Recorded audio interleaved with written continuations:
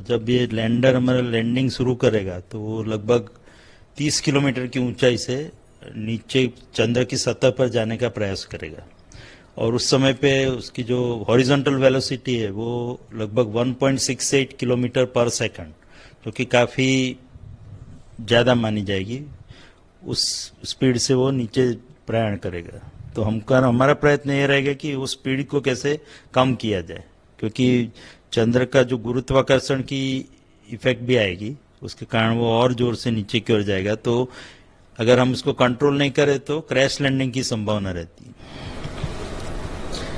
Landing में कितनी मुश्किलें आ सकती है? अगर 23 को लैंडिंग में समस्या आती है तो क्या 28 दिन बाद फिर कोशिश होगी? 23 अगस्त को वैसे तो जिस तरह से अभी तक ये मिशन का जो कार्यक्रम रहा है उसके मुताबिक तो 23 अगस्त को हम सफलतापूर्वक लैंडिंग करने का प्रयास करेंगे। लेकिन अगर हम उसके लैंडिंग समय, जैसा कि आपको पता है कि 5:47 शाम को तब से लैंडिंग शुरू होगा और लगभग 17 मिनट लगेंगे, 17 मिनट और 12 सेकंड, 21 सेकंड। तो उस समय उसके 2 घंटे पहले हम सभी जो कमांड्स है वो अपलोड कर देंगे और जो लैंडर की जो प्रणालियां है, इलेक्ट्रॉनिक्स और मैकेनिकल सब सिस्टम है, उसके टेलीमेट्री सिग्नल का एनालिसिस करके ये निर्णय करेंगे और वहाँ की जो परिस्थिति है उसको देखते हुए कि उस दिन का 23 अगस्त का समय जो हमने निश्चित किया है वो योग्य है कि नहीं। अगर हमको कोई प्रणाली में त्रुटि दिखती है, कोई हेल्थ पैरामीटर ठीक नहीं आता है, तो उसको विलंबित कर देंगे और 4 दिन बाद उसके बाद प्रयास करेंगे 27 अगस्त को। तो ये 2 सिनेरियो हमने प्रोग्राम करके रखे हैं हमारे लैंडर के कंप्यूटर में कि अगर 23 अगस्त को सब कुछ ठीक रहा तो 23 अगस्त ही हमारा फाइनल डेस्टिनेशन है, उस दिन हम सॉफ्ट लैंडिंग का प्रयास करेंगे। अगर 23 अगस्त को नहीं हो पाया किसी कारणवश तो भी चिंता का कोई विषय नहीं, हमने 27 अगस्त का पूरा प्लानिंग करके रखा हुआ है। और खाली उसमें जो खास डिफरेंस ये रहेगा कि 27 अगस्त को हम 30 के बदले 18 किलोमीटर की ऊंचाई से नीचे की ओर प्रयाण करेंगे। और उसका जो लैंडिंग साइट हमने जो सिलेक्ट किया है वो थोड़ा पहली जो मेन लैंडिंग साइट है उसके मुकाबले वो थोड़ी कठिन परिस्थिति होगी, बट उसमें कोई चिंता का कोई विषय है नहीं। सर, रूस का लूना 25 पहले ही क्रैश हो चुका है, ऐसे में चंद्रयान 3 से हम क्या उम्मीद कर सकते हैं? रूस का जो ल्यूना 25 मिशन रविवार को क्रैश लैंड हो गया तो यह अपेक्षा नहीं थी, क्योंकि आपको पता ही है कि रशिया तो स्पेस में सुपर पावर माना जाता है और उनके पास काफ़ी रिसोर्सेज और प्रणालियाँ पहले से ही विकसित है।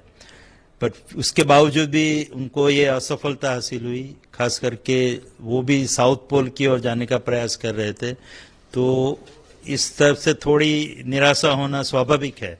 बट जैसा कि आप सबको पता ही है कि पिछले 4 साल में इसरो ने ये मिशन को सफल बनाने के लिए काफ़ी प्रयत्न किए हैं। हमने खास करके चंद्रयान 2 सॉफ्ट लैंडिंग के टाइम हमको भी असफलता मिली चुकी है। तो उस असफलता के समय जो टेलीमेट्री और उसके डेटा को एनालिसिस करके हम जो विश्लेषण करके जो तारण पे आए हैं, जो हमने निश्चय किया कि जिस जिस प्रणालियों में परिवर्तन जरूरी था वो हमने किया है। लगभग 21 प्रणालियाँ, 21 सब सिस्टम्स में हमने हार्डवेयर, सॉफ्टवेयर, एल्गोरिदम, टेक्निक्स और कुछ नए सेंसर भी ऐड किए। तो अलग अलग तरीके से पूरी लैंडिंग सिस्टम को बहुत ही रोबस्ट और रगेडाइज बनाने का प्रयत्न किया है और काफ़ी टेस्टिंग पे ध्यान दिया है। इस बार टेस्टिंग पे बहुत ही जोर दिया है और अलग अलग तरह से लेबोरेटरी में टेस्ट किया है। हमारी जो लैब्स है उसमें डिज़ाइन करते वक्त सिमुलेशन पे भी बहुत बार दिया है। इसके अलावा फील्ड ट्रायल भी बहुत किए हैं, जैसे कि बाहर जाके हमने क्रेन पे वो सिस्टम को लगा के टेस्ट किया है, क्रेन को ऊपर नीचे करके अलग हाइट पे उसका टेस्टिंग किया है। ड्रोन पे सिस्टम को लगा के भी टेस्ट किया है और ड्रोन को अलग अलग ऊंचाइयों पे उड़ा के टेस्ट किया है।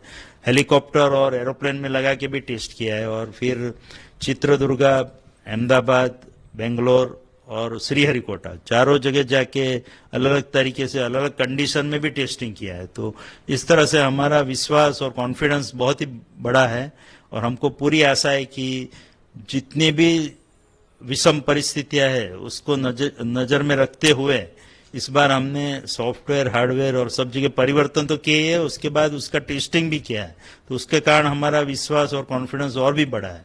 तो इन सबको देखते हुए और अगर नसीब ने साथ दिया और आप सब लोगों की शुभेच्छा और शुभकामनाओं से हम इस बार सॉफ्ट लैंडिंग करने में जरूर सफल होंगे।